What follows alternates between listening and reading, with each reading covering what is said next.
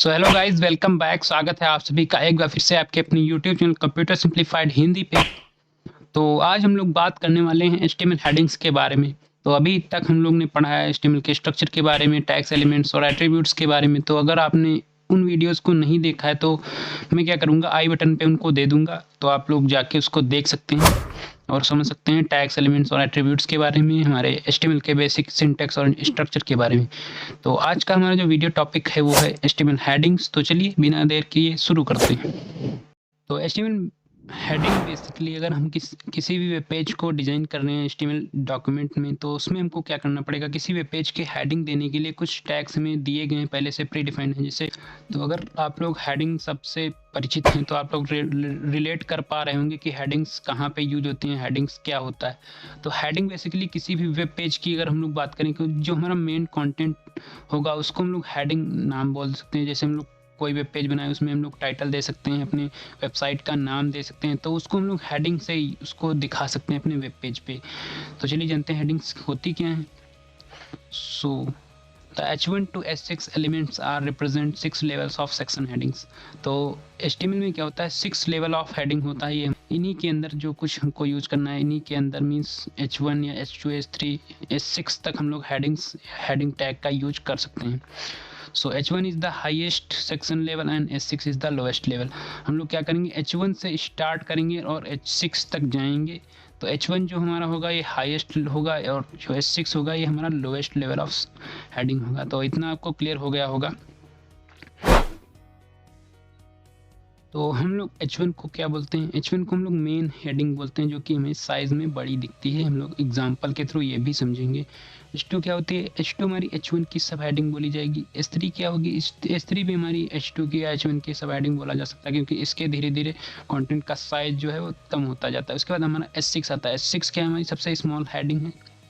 इसको हम लोग lowest level of heading section बोल सकते हैं। तो इतना क्लियर है। तो अभी हम लोग बात करते हैं हेडिंग्स को हम लोग रिप्रेजेंट कैसे करेंगे अपने विजुअल स्टूडियो कोड यानी अपने कोड एडिटर में। तो सिंपली हमको क्या करना पड़ेगा, हमको वहाँ पे लिखना पड़ेगा टैग्स। मीन्स H1 क्या है, हमारा एक टैग है। इसको हम लोग लिखते कैसे हैं, हम लोग सिंपली इनको एंगुलर ब्रैकेट्स में लिखेंगे तो हमारा ये स्टार्ट टैग और एंड टैग ऐसे बनेगा, जैसा कि आप लोग स्क्रीन पर देख पा रहे होंगे। और हमने पिछले वीडियोज़ में समझा भी था हम लोग कैसे टैग्स को लिखते हैं, कैसे हम लोग एलिमेंट को लिखते हैं। तो यहाँ पे हमारा H1 देखते हैं। तो H1 क्या है, हमारा ये स्टार्ट टैग है। उसके बाद हमारा जो कंटेंट रहेगा, उसके बाद हमारा एंड टैग। इसको हम लोग पूरे को मिला के क्या बोलते हैं, इसको हम लोग पूरे को मिला के एलिमेंट बोलते हैं। इतना हम लोग ने पिछले वीडियोस में जाना है और हम लोग समझे हैं अच्छे से। ठीक, तो इतना आपको क्लियर हो गया होगा। तो सेम इसी टाइप में H1 H2 H3 H4 हम लोग H6 तक इनको यूज़ करेंगे। H1 क्या है, हमारा ये हाईएस्ट लेवल ऑफ हेडिंग है, और जो H6 है ये क्या हमारा लोएस्ट लेवल ऑफ हेडिंग है। ये हमारा हम लोग H2 को अगर हम लोग बात करें तो इसको हम लोग सब हेडिंग बोल सकते हैं। सब हेडिंग किसकी होगी, ये H1 की जो है ये सब हेडिंग होगी, इसको हम लोग सब हेडिंग बोल सकते हैं। और H3 H4 H5 हम लोग इसको भी इसके हिसाब से लिख सकते हैं अपने HTML एलिमेंट में। तो अब बात आती है इनका हम लोग यूज़ कैसे करेंगे अपने H1 एलिमेंट में या HTML एलिमेंट में। हम लोग हेडिंग्स मीन्स हमको अगर लिखना है कोई हेडिंग, मान लीजिए हमको टाइटल लिखना है, तो हम लोग वहाँ पे H1 यूज़ करें कि S3 यूज़ करें कि S6 यूज़ करें, तो हमको क्या यूज़ करना है उसके बारे में हम लोग जान लेते हैं। तो ये सब जानने से पहले हमको क्या करना पड़ा, सबसे पहले देखते हैं हम लोग इसका आउटपुट क्या होगा, कि H1 का आउटपुट क्या होगा, H6 का आउटपुट क्या होगा। सबसे पहले हम लोग वो देख लेते हैं, जिससे हमको क्लियर हो जाएगा हेडिंग्स के बारे में। तो अब हम लोग आ चुके हैं हेडिंग जो हमने अभी यूज़ की हैं H1 to H6 उनके रिजल्ट के टैब पे। तो हमको क्या देखने को मिल रहा है, यहाँ पे जो H1 हेडिंग है, H1 हेडिंग में सबसे बड़ा उसका कंटेंट दिख रहा है, जो हमने लिखा था हेडिंग लेवल 1। और H6 का जो है हमारा जो सबसे छोटा कंटेंट दिख रहा है, जो हमने लिखा था हेडिंग लेवल नंबर 6। तो ये क्या होगा, अभी मैंने बात किया था जैसे हाईएस्ट लेवल ऑफ हेडिंग है H1, तो इसमें हमारा जो टेक्स्ट है, जो हमारा हेडिंग है, वो हमारा थोड़ा बड़े फ़ॉन्ट में रहेगा। और जो हमारा लेवल 6 है, हेडिंग लेवल 6 है, उसमें हमारा जो कंटेंट है वो हमारा छोटे साइज़ में रहेगा, छोटे फ़ॉन्ट साइज़ में रहेगा। इतना आपको क्लियर हो गया होगा। तो हम लोग क्या करने वाले हैं, ये सब हम लोग कोड एडिटर पे भी जाके देखेंगे कि ये कैसे काम करता है। ठीक है, तो अभी हम लोग बात करेंगे डोंट्स और डूज़ के बारे में। अगर हम लोग HTML डॉक्यूमेंट में हेडिंग्स का यूज़ कर रहे हैं तो हम लोग क्या क्या यूज़ करेंगे, क्या क्या नहीं करेंगे, कौन कौन सी चीज़ें हम लोग अवॉइड करेंगे, कौन कौन सी चीज़ें हम लोग अच्छे से उसमें ऐड करेंगे, तो ये हम लोग जानते हैं। डोंट्स में हमको क्या करना है, सबसे पहले देखते हैं डोंट्स। डोंट्स में हमको क्या करना है, किसी भी हेडिंग टैग को ओवरलैप नहीं करना है। मीन्स अगर हम लोग H1 का यूज़ कर रहे हैं उसके बाद हमको H2 का यूज़ करना है, H3 का यूज़ करना है, ऐसे हमको एक सीरीज से जाना है। ऐसा नहीं कि हम लोग पहले H6 का यूज कर लें उसके बाद H2 का यूज कर लें। ये हमारा जो फ्लो रहेगा, कोड का फ्लो, उसमें हमको ये चीज़ ध्यान रखनी है। जैसे एग्जांपल में हम लोग देख पा रहे हैं, सबसे पहले H1 का यूज किया गया, उसके बाद H3, उसके बाद H4। तो ऐसा हमको नहीं करना है, डोंट्स में ये चीज़ें आती हैं। मीन्स H1 के बाद हमको डायरेक्ट H3 या H6 का यूज़ नहीं करना है। हमको जाना है H1 का पहले यूज़ करेंगे, उसके बाद H2 का यूज़ करेंगे, उसके बाद H3 का। ऐसे हमको एक सीरीज़ में इनका यूज़ करना है अपने जो HTML एलिमेंट में। तो इतना आपको क्लियर हो गया होगा। तो अगर हम लोग बात करें HTML के यूजेस नोट्स की, HTML हेडिंग्स के यूजेस नोट की, तो उसको हम लोग थोड़ा सा देख लेते हैं ध्यान से।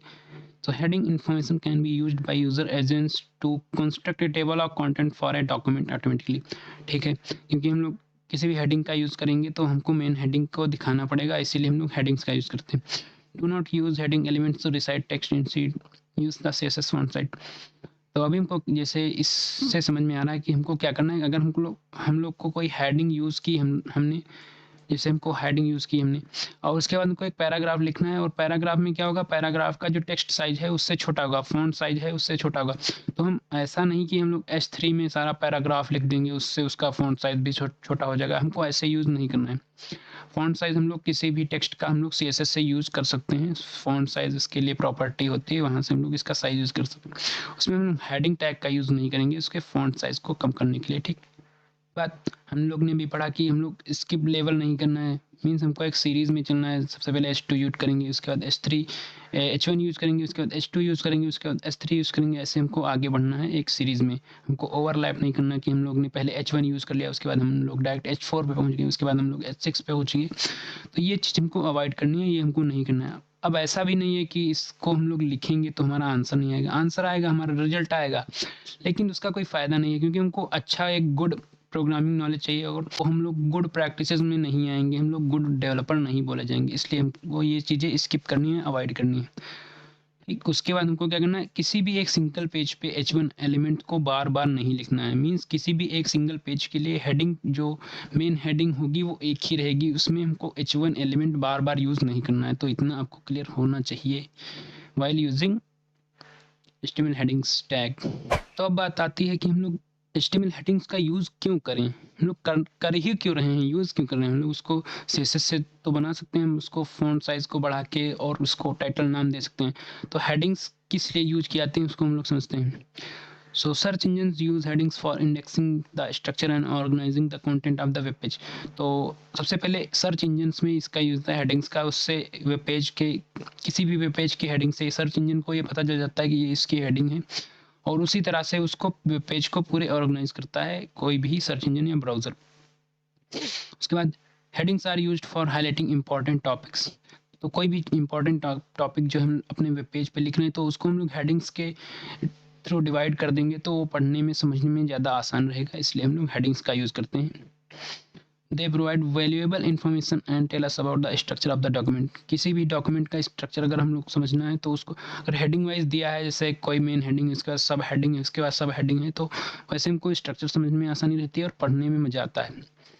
तो ये चीज़ें थी हमारे HTML हेडिंग्स में जिनका हम लोग यूज़ करना है। कुछ डोंट्स और डूज थे जिनका हम लोग को यूज़ नहीं करना है। तो इतना आपको क्लियर हुआ होगा, और वीडियो अच्छा लगा होगा तो आप लाइक कर दीजिएगा और चैनल को सब्सक्राइब कर लीजिएगा। उसमें कहने की तो कोई बात है नहीं। तो मिलते हैं नेक्स्ट वीडियो में किसी नए टॉपिक के साथ। तब तक के लिए जय हिंद, जय भारत।